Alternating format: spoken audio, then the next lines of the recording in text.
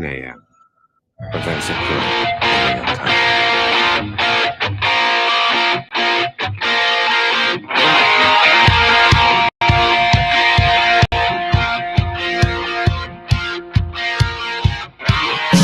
Good morning, everyone. Welcome to a live episode of FPC Radio Live. That's why I put it in the name. We like to go live, and it's Wednesday. We're here, middle of the week. It's 9:30, right on the dot. So clearly, we fell within that between 9 a.m. and 10 a.m. range. It's kind of flexible when it comes to when we actually start the show, especially here in the off season, the NFL off season. Although based on everything that's happened, it doesn't ever seem like the NFL as an off season because here we are, John. We've been doing shows every other day during the week, and every single time we get on the air, another veteran quarterback is traded. This time, not surprisingly, it's Matt Ryan. And I said on Monday that if I were Matt Ryan, I wouldn't want anything to do with the Atlanta Falcons, and good for him because he got out and got to a team that apparently, I guess this was a team that he only wanted to go to. So I had mentioned San Francisco. Obviously, there are far more complicated steps needed to be taken for him to get to San Francisco, given the quarterback situation there. Indy is a pretty nice landing spot for him, and now the Falcons have egg on their face because not only I have no idea who's going to catch passes from him, but Marcus Mariota is a fine quarterback, but this team isn't going to be competing anytime soon. How far has Baker Mayfield fallen that he probably isn't going to get a gig, or if he does, he's going to be a backup, and Cleveland may have to pay part of it? Fallen relative to what, though? I mean, because his rookie year was good. His third year was good. He led them to the playoffs. Last year he got hurt. I mean, I still think he's good enough to be a starting quarterback in the NFL. I just think hold on, right there. He's good. That's it. I mean, there's nothing special about him. So I don't know if he's necessarily fallen off, but just the perception of him has certainly fallen off because again, you come in as a first overall pick, you have some cachet there, and add in his charisma, I guess you want to call it, with the dancing and all that stuff, where it's like, he has, remember when he was coming out, he had some highlights, clips and stuff that got, went viral, all that stuff. So, there was a cachet there, John. I don't know if that's there anymore. Well, I think he's better than Tua. I think he's better than Mitchell Trubisky, who are going to be starters next year. I think he's better than Sam Darnold, who right now is penciled in as the starter in Carolina. I think he's better than Drew Lock, who's the starter in Seattle. I mean, I think he's better than those guys. I would agree with all that, except I don't necessarily know enough about Drew Lock. And I'm not saying one way or the other. I don't know. I think those other guys I've seen enough of. And I'll put it this way. I'll agree that he's better, but I don't know how much better. You know what I mean? Like, I don't think it's a huge, like, if the Dolphins went out and got Baker Mayfield, yeah, it would be an upgrade. But, how much of an upgrade? Like, the way I look at it is, if I'm a team, I'm not looking at his potential anymore. You know what I mean? I'm not going to try to sell myself on his potential. And I think that's the problem that, some teams, one team will eventually make that mistake and say, you know what? I'm buying into the potential of Baker Mayfield. I've seen enough to know that I think he's just a guy in this league. He's a good quarterback at times, but I mean, we can see that, I don't know if he's as, we talk about the mental game a lot when it comes to quarterbacks.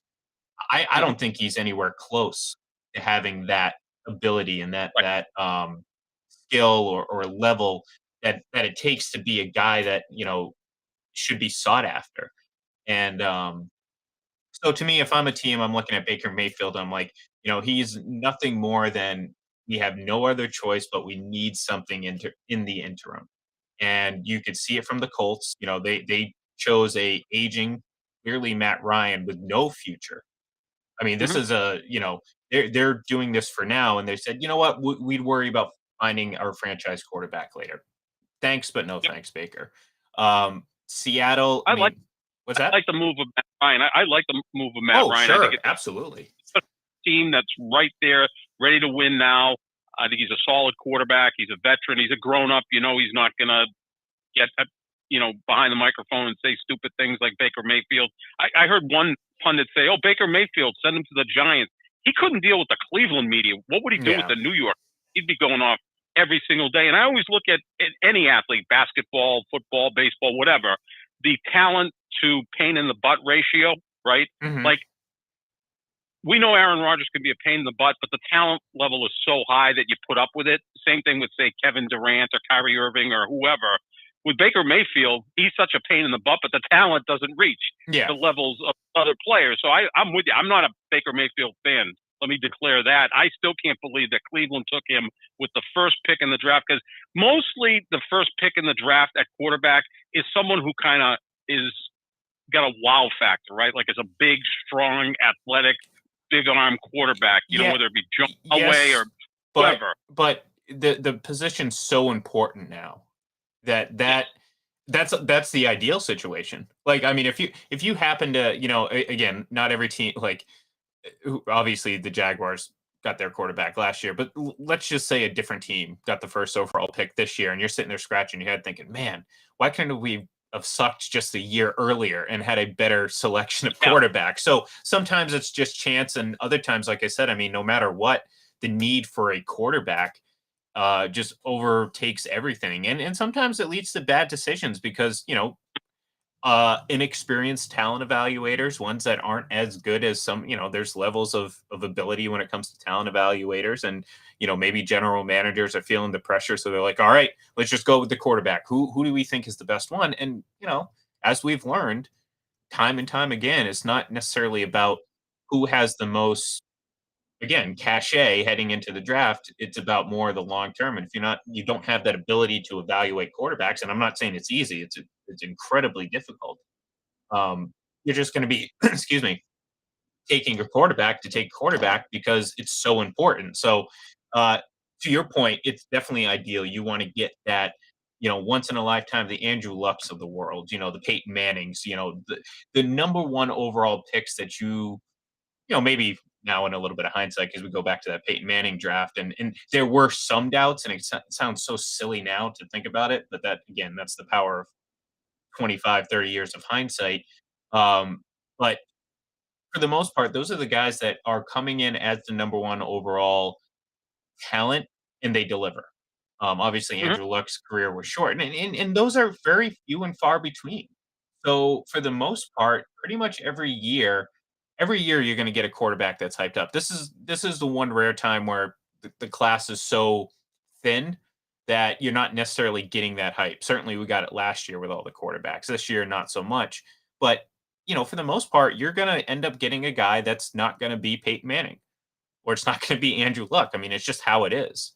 And some of the best quarterbacks ever taken, obviously, don't come in the first round because it's not everything you can measure with a quarterback. So I guess to your point, yeah, the ideal situation is to get that guy, but teams are going to keep taking these quarterbacks, and they're gonna for a certain period of time carry that, once again, the cachet of being the first overall pick or a high first round pick. And that's going to afford them opportunities that just aren't there for others. And maybe they don't necessarily deserve it. Like Baker Mayfield's going to get an opportunity. He's going to get an opportunity somewhere because, again, some team is going to still believe the potential. And I just don't think it's there. Yeah, I agree with you. I think he's just a good quarterback. That's what he is. I mean, look at the surrounding cast he had in Cleveland in the last couple of years. Arguably the best offensive line, OBJ, Jarvis Landry, depth at tight end, maybe the best duo in the backfield in all of football with Kareem Hunt and Nick Chubb. An offensive-minded coach in Kevin Stefanski, and a really good defense. I mean, he had look. A year ago, I'm picking them to win the Super Bowl because I thought outside of quarterback, that's the best roster in football. But back to the 18 draft, I mean, from what I understand, Cleveland was very close to taking Josh Allen over Baker Mayfield, but then they went with Baker Mayfield. And sometimes, an organization like that never gets anything right and has a low self-esteem, which I think the Cleveland Browns have about itself. They go, well, we've got to take this guy because he won the Heisman. Everybody knows him. Oh, yeah. It's pressure. It's outside pressure.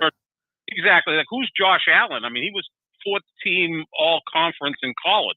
I mean, he was like a 54% completion percentage passer at Wyoming. I was like, how'd this happen? And look, I wasn't high on Josh Allen either. I was big on Josh Rosen. So what the hell do I know? But that just shows You're how many picking the different. Browns. You're high on Josh Rosen. You're an Yeah, Aaron Rodgers stan. Man, what the hell? what is right? You I mean, really need to get your eyes checked, man. I got to get everything checked because apparently, I put up I ranked the 16 quarterbacks in the AFC yesterday, and somehow I got almost 700 likes, which is pretty good. But I think if there was a button for dislikes, it would be like even more. Well, some people have that. I've actually seen that pop up a few times on. I love that. I do too. I mean, I wonder how it's going to ultimately be applied on Twitter. Because I'm sure there's certainly a lot of takes up there. I wouldn't say we're we're bad at that. I would put the downvote too, but no, and I saw your list, and again, speaking of Josh Allen, he tops it, correct, in the AFC, yeah, Yep. and I got him number. and we kind of talked about it a little bit yesterday, or on Monday rather, and the point being is, like, we look at kind of the big picture and how the careers of, and we're talking about primarily Josh Allen and Patrick Mahomes, because those are the two in the AFC that I think are clearly 1 and 2, and however you rank them, that's your opinion, and that's fine. Like I said, I happen to agree with you, John. We're not disagreeing on anything today. Maybe we got time. We got time. Maybe we'll find something. We'll talk about Bill Belichick's philosophy or something like that. I'm sure we'll hit on all those. But no, we happen to share the same opinion that, the progression that Josh Allen has taken, I think, is more indicative of some very long-term success for him. And Mhm. the thing I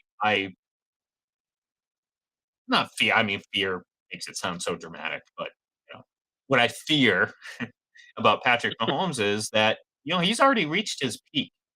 And, it doesn't mean that he's not going to have times where he's great and all that, but, I don't see, again, over the course of 4 years, I haven't seen much evolve evolution, I guess, from him when it comes to avoiding just mistakes on his part. And we talked about it yesterday, the created pressures. Now, again, this some of this is subjective when it comes to compiling these numbers, but I don't think over the course of 3 years you're going to have that much a discrepancy between what people saw with their eyes and kind of just the results of what we saw on film and everything like that. So, the things he struggles in are the things that have been the Achilles heels for this team losing and having struggles, the turnovers, or the, even, having that luck when it comes to not throwing interceptions. You're not going to get that every season. So does he have a first half next year like he did last year?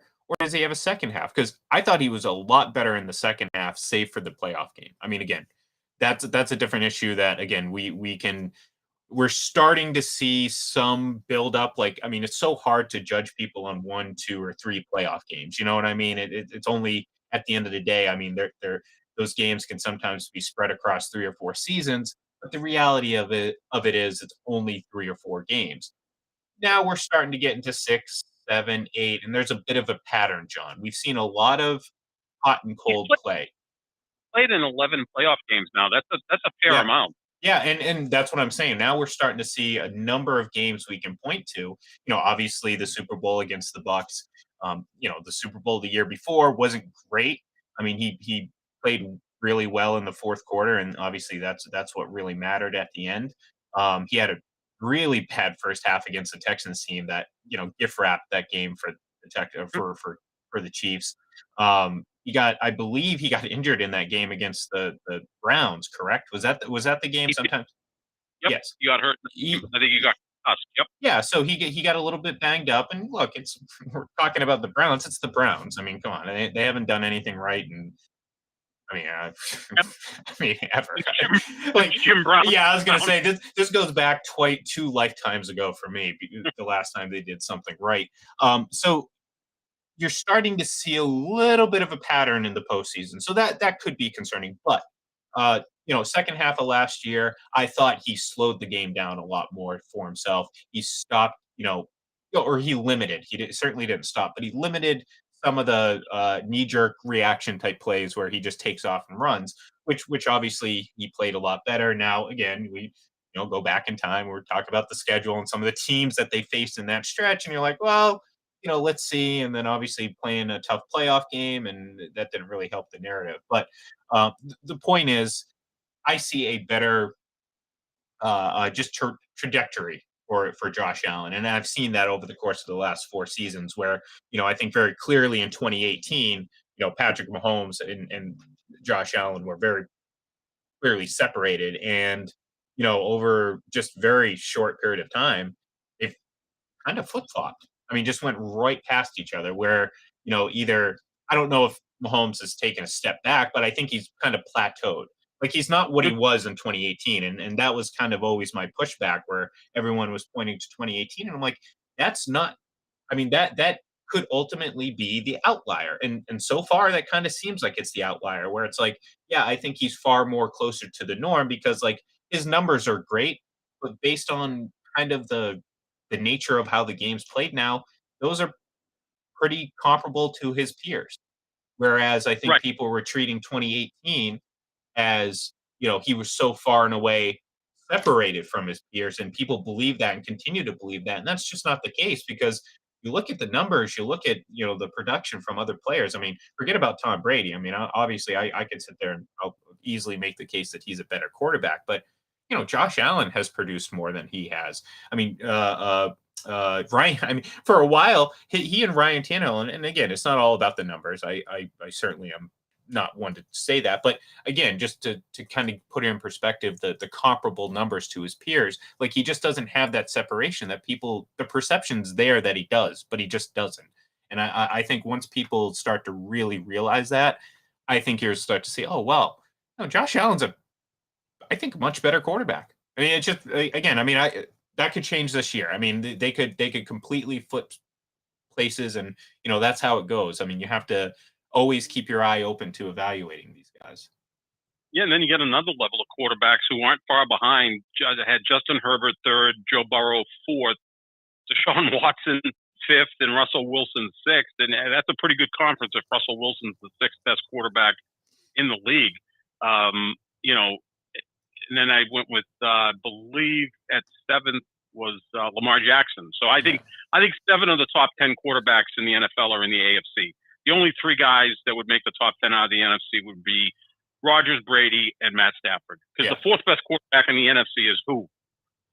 Kyler Murray, Dak Prescott. They're not in the guys. It's not a very deep quarterback group in the NFC because look, you just had Russell Wilson go from the NFC to the AFC, and even Matt Ryan go from the NFC to the AFC. Yeah, I was gonna say I'd put all those AFC quarterbacks and probably even Matt Ryan over Dak and Kyler.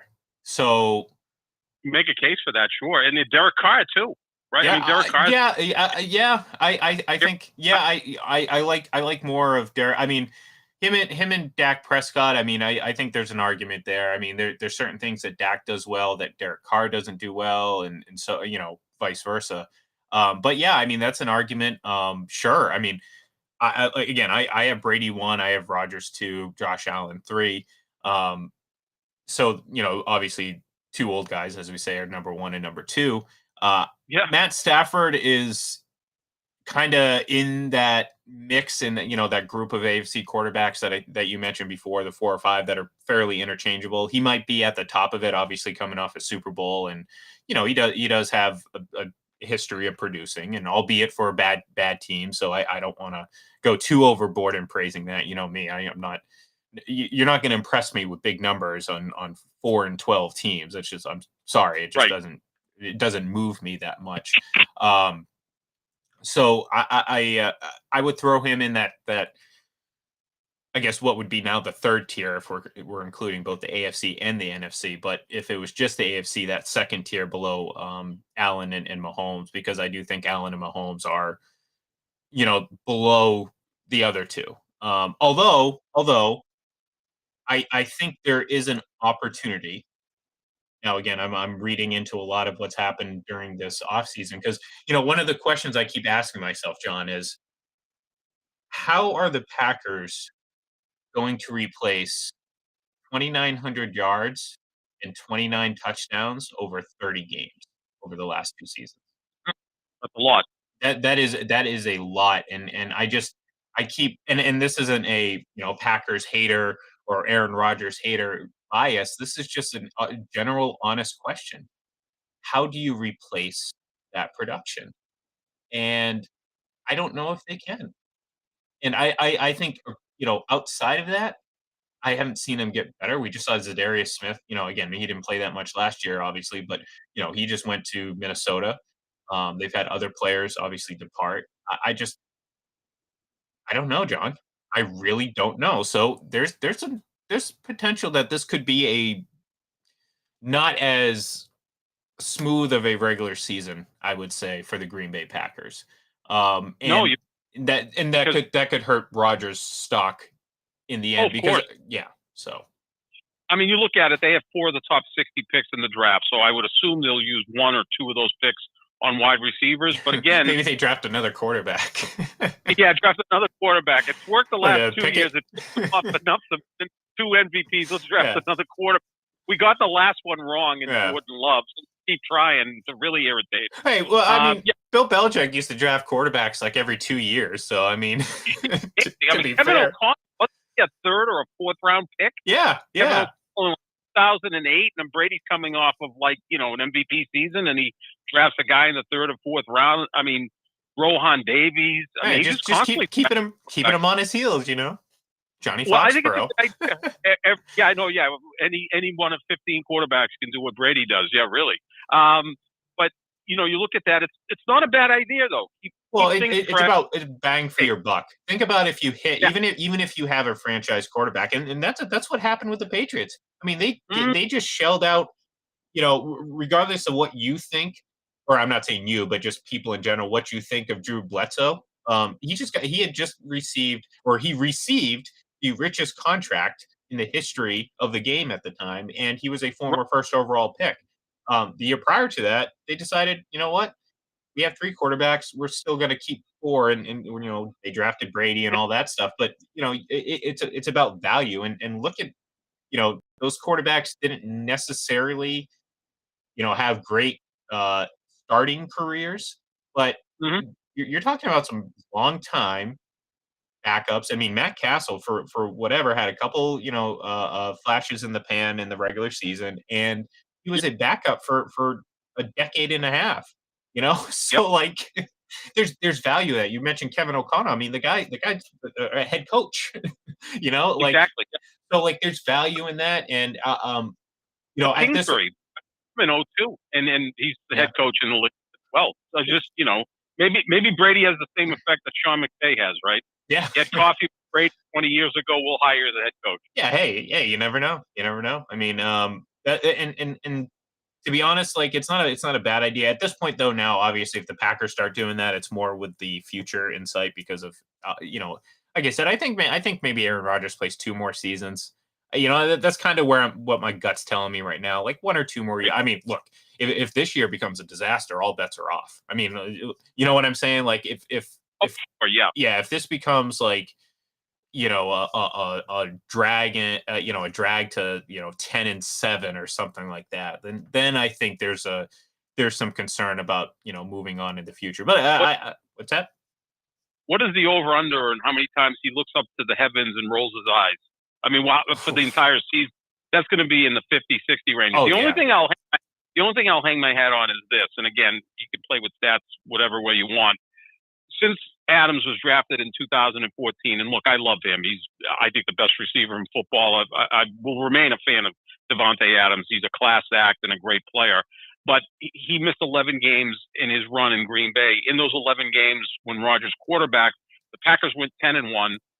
Rodgers had a 113 passer rating, 24 touchdowns, 3 interceptions. Now that's not in a full year, so it's maybe one of the games where you can kind of game plan and get ready and step up with other guys. So I'm not saying that they're going to go, 13-4 once again, and he's going to win another MVP without that guy. I mean, that's a huge weapon that you're losing. And look, they still haven't signed Marquez Valdez-Scantling, who's still a free agent. Alan Lazard was wide open at the logo, and Rodgers didn't throw to him late in that game against San Francisco. He forced it to Devontae Adams instead. So maybe he doesn't have any trust in him. The tight ends, Robert Tonyan's pretty good. Their backs catch the ball. So they're going to have to do something. But again, they have 4 of the top 60 picks in the draft. They have to use at least 1, if not 2, of those picks on wide receivers, and they have to nail them. And and Rodgers is going to have to work with it. I mean, and that's the thing. Like, yeah.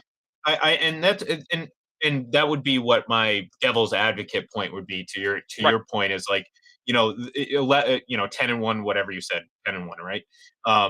Is great, but to your point, that's something like when it's here and there, you can like this past season, like he missed 1 game, and it's like, okay, you can game plan for that, you can work around that, and it just happened to be against at the time I think we thought the Cardinals were good, but I don't know. I mean, I don't even want to mention the Cardinals because we don't have enough time for me to go down that rabbit hole. But yeah. So to your point, like it's nice, and it certainly gives you a little bit more, confidence moving forward. But I still can't get past just the immediate production over not just the career, but the last 2 seasons in particular. And like you said, there's no obvious replacement. And even their backup or their second receiver to Devontae Adams, like you said, Marquez Valdez-Scantling isn't even re-signed.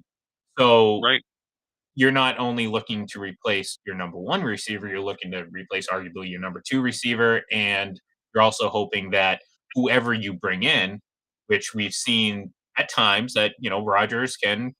It kind of like, I mean, there's been situations where certain receivers just haven't worked with Brady. I mean, it is what it is. Sometimes you don't find that chemistry. There's a lot of pressure on Rodgers to find that chemistry with whoever gets brought in, and that's again another concern. On top of, like I said, I just don't think this team in general got better. I don't think they got markedly worse. I think obviously losing Devontae Adams will take your offense back a notch. But without knowing who replaces them or whatever, I can't really say definitively where they're going to be at. But overall, I think they've certainly they're not the same great team they were last year. No, and they won a lot of close games, bizarre games. The Arizona game was bizarre, right? Kyler Murray throws an interception. They're down 3 where field goal ties it up. You go in overtime, and Green Bay had that stop, and then Baltimore goes for 2. They stop them and win by 1. So, they had a lot of weird games. Even Cleveland. I mean, Baker Mayfield threw 4 interceptions on Christmas Day, and Cleveland was still driving for the game-winning score. So it wasn't as if they, thoroughly dominated teams. They won games, partly because they win the turnover battle because the quarterback doesn't throw interceptions, and they were decent, not great, but decent in the red zone and decent in the red zone defensively. And you kind of put that together and you got a winning team. And decent in the red zone offensively, largely because of the presence of Devontae Adams, because he caught a lot of touchdowns deep down. And that's where really the root of the concern would be for me. It's like, again, how do you replace that? Because if you're converting half of his touchdowns into field goals as opposed to touchdowns, you're not 13 or 14-3 or whatever the hell they finished. You're talking about maybe 11 wins, and all of a sudden you're just another team in the NFC. So, no, it's gonna be interesting to see what happens. Again, the division's not all that strong, but I think Minnesota.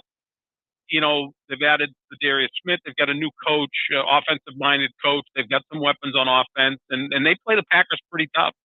So, they could be a sleeper in that division. Chicago's still trying to find itself, and Detroit seems to be miles away. But I wouldn't put it past Minnesota upsetting Green Bay and winning that division. I mean, again, you lose talent, it's going to affect your team, especially a talent like that. That's the best receiver in football. As much as Cooper Kupp was historically great last year, Devontae Adams is the best receiver in football. He's been doing it longer, and it's more of a respect thing. It's like Cooper Kupp again, a great season last year. no doubt about it. Just Devontae Adams has just been doing it longer, and a marginal difference in statistical output isn't gonna, and the same goes, this same philosophy I apply to quarterbacks as well. But one really great season isn't going to overcome Right.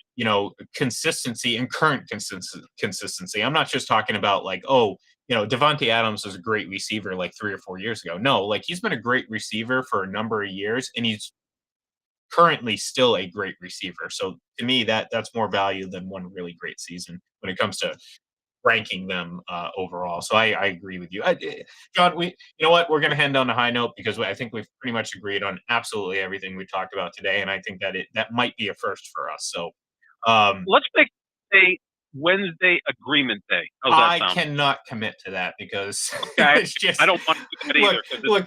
I would. I mean, it's not like I'm trying to force it, but we just naturally disagree on some things. But yeah, we're going to end it on a high note.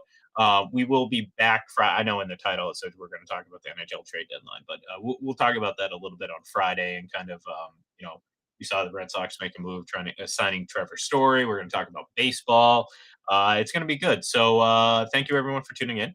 Be sure to tune in on Friday. We're going to be back here roughly about 9:15 or so. Generally about when we start. So favorite us on YouTube, youtube.com/c/full press coverage. And of course, on Twitter at full press NFL, at full press radio, and visit fullpresscoverage.com, fullpresshockey.com, and all those fantastic links and sites involved with that. So thank you, everyone. And we will talk to you soon.